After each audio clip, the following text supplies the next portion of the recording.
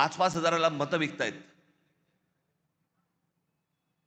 मी फक्त 2-3 माणसांची फक्त तुमच्यासमोर नावं घेतो, बाकीचे तर आता येतील.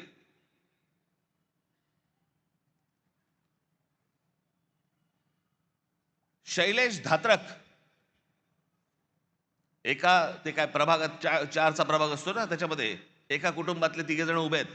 शैलेश धात्रक, मनीषा धात्रक आणि पूजा धात्रक. किती पैशाची ऑफर झाली असेल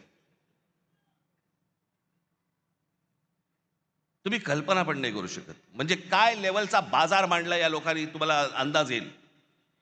या 3 लोकांना एका घरात मिळून 15 कोटी रुपयाची ऑफर दिली गेली. 15 कोटी. आणि मला ते मुद्दामून इकडे बोलवायचे होते त्यांना. त्यांनी 15 कोटीची ऑफर नाकारून ते निवडणुकीला उभे राहिलेत.